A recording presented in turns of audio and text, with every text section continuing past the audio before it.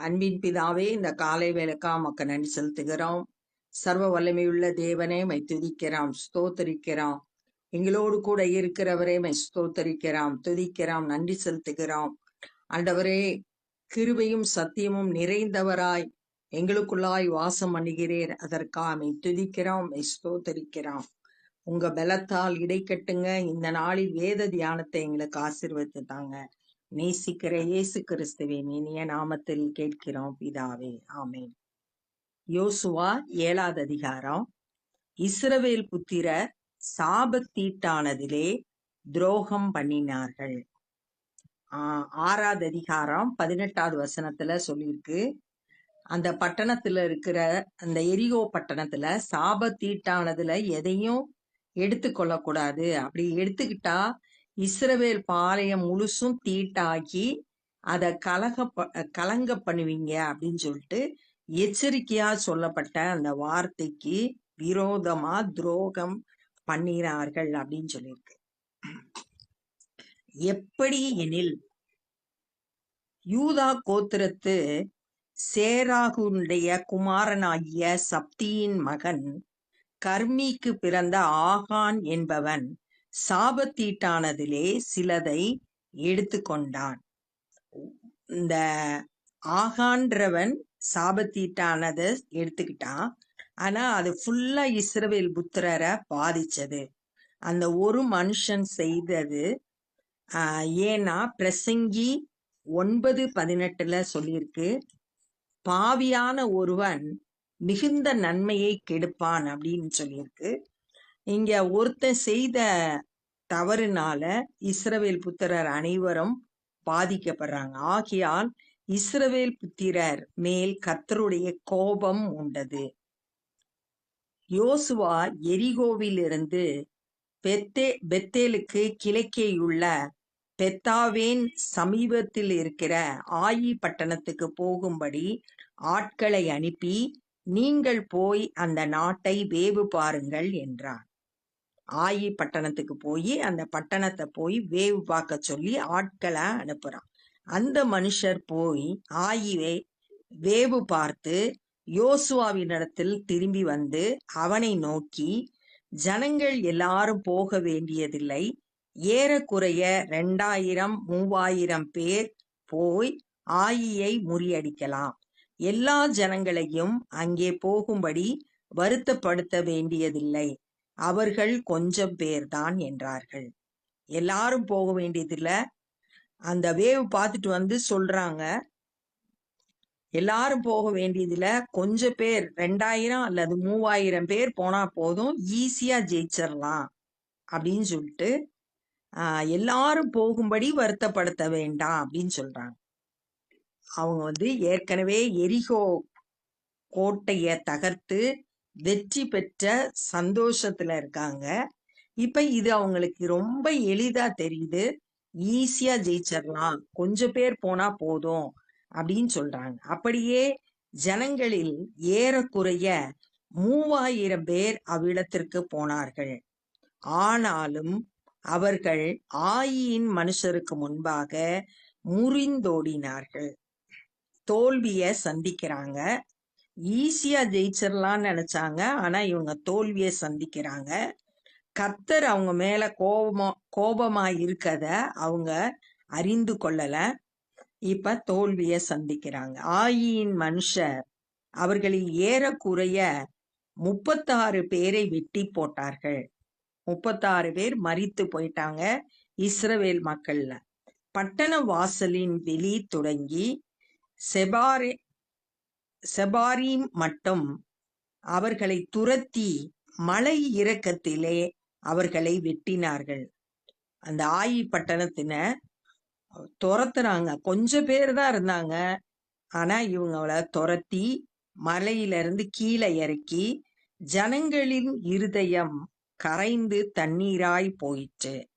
தோல்விய சந்திச்சதுனால மனசு ரொம்ப கரைந்து போயிற்று. அப்பொழுது யோசுவா தன் வஸ்திரங்களை கிழித்து கொண்டு அவனும் இஸ்ரவேலின் மூப்பரும் சாயங்காலம் மட்டும் கர்த்தருடைய பெட்டிக்கு முன்பாக தரையிலே முகங்குப்புற விழுந்து தங்கள் தலைகளின் மேல் புழுதியை போட்டுக்கொண்டு கிடந்தார்கள். தோல்வியை சந்திச்சோடனே வஸ்திரத்தை கிழிச்சு தலையில மண்ணை போட்டு உடன்படிக்கை பெட்டிக்கு முன்பாக முகம் குப்புற விழுந்து கிடக்குறாங்க. யாரெல்லாம்? யோசுவாவும் இஸ்ரவேல் மூப்பரும். இவங்கதான் இஸ்ரவேல் ஜனங்களை வழி நடத்தி செல்றவங்க. அவங்க ஆண்டவருடைய சமூகத்துல பிரசன்னத்துல அவருக்கு முன்பாக முகங்குப்புற விழுந்து கிடக்கிறாங்க. யோசுவா, கர்த்தராகிய ஆண்டவரே, எங்களை அழிக்கும்படிக்கு எமோரியர் கையில் ஒப்பு கொடுக்கிறதற்காக தேவரீர் இந்த ஜனத்தை யோர்தானை கடக்க பண்ணினீர். நாங்க அழிக்கப்படும்படியா இந்த யோர்தானை கடந்து வந்தோமா? ஆண்டவரை நோக்கி அவர் ஜெபம் பண்றாரு. அவங்க செய்த தப்பு அவங்களுக்கு தெரியல. ஆண்டவர் மேல, ஆண்டவர் தான் இதை செஞ்சுட்டாரு, எங்களை தோல்வியை காண செய்துட்டாரு, நாங்கெல்லாம் அழிந்து போறோம் அப்படின்னு சொல்றாங்க. யோர்தானை இதனாலதான் கடந்து வந்தோமோ? நாங்கள் யோர்தானுக்கு அப்புறத்தில் மன திருப்தியாய் இருந்து விட்டோமானால் நலமாயிருக்கும்.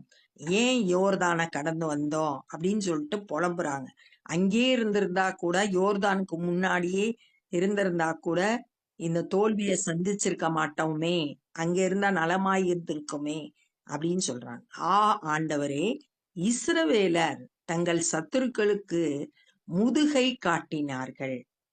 இஸ்ரவேல் மக்கள் சத்துருக்கு முதுக காட்டிட்டு ஓடி போக வேண்டியதாயிருச்சே, தோல்வியை சந்தித்தோமே, இப்பொழுது நான் என்ன சொல்லுவேன் அப்படின்னு சொல்லிட்டு புலம்புறாரு. ஆனா யோசுவா 1ஆம் அதிகாரத்துல ஆண்டவர் வாக்கு பண்ணினது என்ன அப்படின்னா, 1ஆம் அதிகாரம் 5வது வசனம், நீ உயிரோடு இருக்கும் நாளெல்லாம் ஒருவனும் உனக்கு முன்பாக எதிர்த்து நிற்பதில்லை அப்படின்னு சொன்னாரு. ஆனா இங்க நடக்கிறது இவங்க தோல்விய சந்திக்கிறாங்க. ஏன்னா இவங்க ஆண்டவருக்கு விரோதமா பாவம் செய்ததுனால ஆண்டவரோட ஆசீர்வாதத்தை இவங்க இழந்துட்டாங்க. கானானியரும் தேசத்து குடிகள் யாவரும் இதை கேட்டு எங்களை வளைந்து கொண்டு எங்கள் பேரை பூமியில் இராதபடி வேறற்று போக பண்ணுவார்களே. இந்த தோல்விய மற்ற கானானியர் கேட்டாங்கன்னா ஈஸியா எங்களை ஜெயிச்சிருவாங்க, அவங்களுக்கு தைரியம் வந்துடும், நம்மளும் ஜெயிச்சிடலாம் அப்படின்ற தைரியத்துல எங்களை வேறறுத்து போட்டுருவாங்க. அப்பொழுது உமது மகத்துவமான நாமத்துக்கு என்ன செய்வீர்? அப்படி நாங்க தோல்வியை எல்லாரும் அழித்து போயிட்டோம்னா உங்க நாமம் நாமத்துக்கு மகத்துவமான ஆண்டவருடைய நாமம் அது தூசிக்கப்பட்டோம். கர்த்தருடைய ஜனங்கள் அழிவை சந்திக்கும் போது அது அவருடைய நாமத்துக்கு மகிமையை கொண்டு வராது, அது அவருடைய நாமத்தின் மகத்துவத்தை கெடுத்துரும். அதுக்கு என்ன செய்வீர் என்றான். இப்ப இது யோசுவாவோட ஜெபம். கர்த்தரை நோக்கி வேண்டுதல் செய்றார். தன்னுடைய தோல்வியான சூழ்நிலையில ஆண்டவரை நோக்கி ஜெபம் பண்றாரு. அப்பொழுது கர்த்தர் யோசுவாவை நோக்கி, எழுந்திரு, நீ இப்படி முகங்குப்புற விழுந்து கிடக்கிறது என்ன? யோசுவா எந்த தவறும் செய்யல. ஆனா தோல்வியை சந்திக்கும் போது உடஞ்சு போய் ஜெபம் பண்றாரு. ஆண்டவர் அவரை பார்த்து, எழுந்திரு, ஏன் இப்படி முகங்குப்புற விழுந்து கிடக்குற? இஸ்ரவேலர் பாவம் செய்தார்கள். இப்ப அந்த தோல்விக்கான காரணத்தை ஆண்டவர் வெளிப்படுத்துறாரு. அவங்க பாவம் செய்தாங்க, நான் அவர்களுக்கு கட்டளையிட்ட என் உடன்படிக்கையை மீறினார்கள். ஆண்டவர் சொன்ன வார்த்தைக்கு கீழ்ப்படியாம அதை மீறி நடந்தாங்க. ஏன்னா இஸ்ரவேல் ஜனங்கள் பல லட்சமான ஜனங்கள் வந்தாங்க. ஒருத்தன் செய்த தவற கண்டுபிடிக்க முடியாது, ஆண்டவர் வெளிப்படுத்தினா மட்டும்தான் தெரிய வரும். அதனாலதான் அவன் துணிகரமா அந்த பாவத்தை செய்தான், யாரும் கண்டுபிடிக்க முடியாது அப்படின்ற நிலைமையில செய்தான். ஆனா ஆண்டவரோட பார்வைக்கு நம்ம எதையும் மறைக்க முடியாது, எல்லாம் அவருக்கு தெரியும். அவருடைய கண்கள் பூமி எங்கும் உலாவி கொண்டிருக்கிறது, அவர் எல்லாத்தையும் பார்த்துக்கிட்டு இருக்காரு. அதனால ஈஸியா ஆண்டவர் அவங்க கிட்ட பேசுறாங்க, நீங்க செய்தது தப்பு அப்படின்னு. இஸ்ரவேலர் பாவம் செய்தார்கள். ஒருத்தன் செய்த தப்பு அந்த ஜனங்கள் முழுவதையும் பாதிக்குது. என் உடன்படிக்கையை மீறினார்கள், சாபத்தீட்டானதில் எடுத்துக்கொண்டதும் களவு செய்ததும் வஞ்சித்ததும் தங்கள் பண்டப்பாடிகளுக்குள்ளே வைத்ததும் உண்டே. சாபத்தீட்டானத முதல்ல எடுத்து களவு செய்து திருடுனாங்க, வஞ்சித்து பொய் சொன்னாங்க, ஒளிச்சு வச்சிருக்காங்க, தங்களுடைய உடைமையாக்கிக்கிட்டு அந்த ஆகான் செய்தத ஆண்டவர் இப்படி வெளிப்படுத்தி காட்டுறார். ஆதலால் இஸ்ரவேல் புத்திரர் தங்கள் சத்துருக்களுக்கு முன்பாக நிற்க கூடாமல் தங்கள் சத்துருக்களுக்கு முதுகை காட்டினார்கள். சத்துருக்களுக்கு முன்பாக நிக்க முடியல, தோல்விய சந்திச்சாங்க. ஏன்னா அவங்க பாவம் செய்ததுனால ஆண்டவர் அவங்க கூட வர முடியல, அவங்களுக்கு வெற்றியை கொடுக்க முடியல. அவர்கள் சாபத்தீட்டானார்கள். நீங்கள் சாபத்தீட்டானதை உங்கள் நடுவில் இருந்து நிக்கிரகம் பண்ணாவிட்டால் இனி உங்களோடு இரேன். ஆண்டவர் அவங்க கூட தெளிவா பேசுறாங்க. சாபத்தீட்டானதை நீக்குனீங்கன்னா தான் நான் உங்க கூட இருக்க முடியும், இல்லைன்னா உங்க கூட நான் இருக்க முடியாது அப்படின்னு சொல்றார். அவர் பரிசுத்தம் உள்ளவர், அவர் பரிசுத்தத்தை விரும்புகிற கர்த்தர். அதனால ஆண்டவர் அவங்க கூட பேசுறாங்க. நீ உன்னுடைய சாபத்தீட்டானதன் விலக்குனாத்தான் நான் உன் கூட இருப்பேன். எழுந்திரு, நீ ஜனங்களை பரிசுத்தம் பண்ணி சொல்ல வேண்டியது என்னவென்றால், நாளைய தினத்துக்கு உங்களை பரிசுத்தம் பண்ணிக்கொள்ளுங்கள். இஸ்ரவேலரே, சாபத்தீட்டானது உங்கள் நடுவே இருக்கிறது. நீங்கள் சாபத்தீட்டானதை உங்கள் நடுவிலிருந்து விலக்காதிருக்கும் மட்டும் நீங்கள் உங்கள் சத்துருக்களுக்கு முன்பாக நிற்க கூடாது என்று இஸ்ரவேலின் தேவனாகிய கர்த்தர் சொல்லுகிறார். ஆண்டவர் தெளிவா அவங்க கிட்ட பேசுறாங்க. சாபத்தீட்டானது உங்க நடுவுல இருக்கு, அதை விலக்குனாதான் நான் உங்களோடு இருக்க முடியும், வெற்றி தர முடியும், இல்லைன்னா சத்துருக்களுக்கு முன்பாக நீங்க நிற்க முடியாது அப்படின்றத தெளிவா அவங்களோட ஆண்டவர்கிட்ட ஜெபம் பண்ணாங்க. யோசுவாவும் மூப்பர்களும்.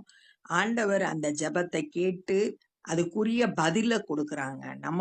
நம்மளும் கூட தோல்வியை சந்திக்கும் போது சோர்ந்து போகாம ஆண்டவரோட நோக்கி நம்ம கூப்பிடும் போது ஆண்டவர் நம்ம கூட பேசுவாங்க. தோல்விக்கு என்ன காரணம்ன்றத வெளிப்படுத்தி காட்டுவாங்க. அதை நம்ம சரி செய்யும் போது ஆண்டவருடைய ஆசீர்வாதத்தை நம்ம பெற்றுக்கொள்வோம். பரிசுத்தம் இல்லாமல் தேவனை யாரும் தரிசிக்க முடியாது. அவர் பரிசுத்தத்தை விரும்புகிற கர்த்தர். அதனால ஒவ்வொரு நாளும் நம்ம ஆண்டவர் சமூகத்துல நம்மளை தாழ்த்தி நம்மளை ஆராய்ந்து பார்த்து, ஆண்டவருக்கு விரோதமான பாவங்கள் நம்ம இடத்துல இருக்குமானால் நம்ம ஆண்டவரிடத்துல மனம் திரும்பி நம்ம ஆண்டவரை நோக்கி பார்க்கும்போது நம்மளை மன்னித்து ஏற்றுக்கொள்றதுக்கு அவர் ஆயத்தமா இருக்கிறாரு.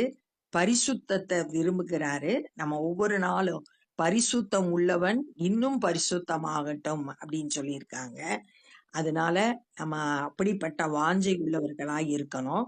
இந்த நாள்ல நம்ம என்ன கற்றுக்கொண்டோம் அப்படின்னா, இஸ்ரவேல் மக்கள் அடுத்த பட்டணத்துக்கு போனாங்க. எரிகோவை ஜெயிச்சுட்டு அந்த ஆயி பட்டணத்துக்கு போனாங்க. வேவு பார்க்க போய் ஆள் அனுப்புனாரு யோசுவா. அவங்க போயிட்டு சொன்னாங்க, எல்லாரும் போக வேண்டியதில்ல, 2000-3000 பேர் போனா போதும், ஈஸியா ஜெயிச்சிடலாம், அவங்க கொஞ்சம் பேர் தான் ஆயி பட்டணத்தார் அப்படின்னு சொல்லி சொன்னாங்க. யோசுவா 3000 பேரை அனுப்பி வச்சாரு. ஆனா அங்க அவங்க தோல்விய சந்திச்சாங்க. 36 பேர் வெட்டி கொல்லப்பட்டாங்க. அவங்க இஸ்ரவேல் மக்களை ஆயி பட்டணத்தார் துரத்தி விட்டாங்க. அதனால இஸ்ரவேல் மக்கள் ரொம்ப மனசு கரைந்து தண்ணீராய் போயிடுச்சு அப்படின்னு சொல்லிட்டு பாக்குறோம்.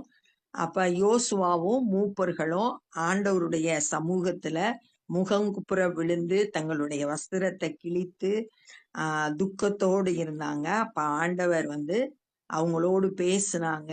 இதுக்கெல்லாம் காரணம் வந்து நீங்க பாவம் செய்ததா சாபத்தீட்டானது உங்களுக்குள்ள இருக்கிறதுனாலதான் அப்படின்றத ஆண்டவர் உங்களுக்கு வெளிப்படுத்தி காட்டுறாங்க. நாளைக்கு வந்து உங்களை பரிசுத்தம் பண்ணிக்கொள்ளுங்கள். சாப தீட்டானது விலகுனாதான் நான் உங்க கூட இருக்க முடியும்.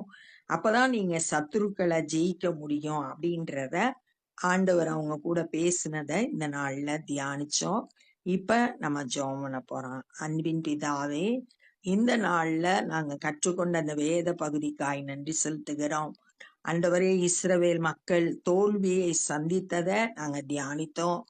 நாங்களும் கூட ஆண்டவரே பரிசுத்தத்தின் மேல் வாஞ்சை உள்ளவர்களாய், ஆண்டவரே உம்மை பிரியப்படுத்துகிறவர்களாய் வாழ எங்களுக்கு கிருபை செய்யுங்க. ஒவ்வொரு நாளும் உடைய சமூகத்துல எங்களை தாழ்த்தி ஆராய்ந்து பார்க்க ஆண்டவரே கிருபை தாங்கப்பா. ஆண்டவரே மை துதிக்கிறோம், ஸ்தோத்தரிக்கிறோம். ஆண்டவரே மை துதிக்கிறோம். நீங்க எங்க கூட பேசுங்க ஆண்டவரே. அந்த வார்த்தைகளுக்கு நாங்க கீழ்ப்படிய எங்களுக்கு கற்றுத்தாங்க. தொடர்ந்து ஆவியானவர் எங்களை வழி நடத்தும்படியா ஜெபிக்கிறோம். இந்த நாள்ல சுவிசேஷ பணியை செய்கிறவங்களை பயன்படுத்துங்க. அநேகர் சத்தியத்தை அறிந்து விடுதலை பெற்றுக்கொள்ள கிருபை தாரும். நாங்களும் எங்களால் இயன்ற ஊழியங்களை செய்ய எங்களை அர்ப்பணிக்கிறோம். நேசிக்கிற இயேசு கிறிஸ்துவின் இனிய நாமத்தில் கேட்கிறோம் பிதாவே, ஆமே. என் ஆத்துமாவே கர்த்தரை ஸ்தோத்திரி, என் முழுவலுமே பரிசுத்த நாமத்தை ஸ்தோத்திரி. என் ஆத்துமாவே கர்த்தரை ஸ்தோத்திரி, கர்த்தர் செய்த சகல உபகாரங்களை மறவாதே. ஆமே. God bless you.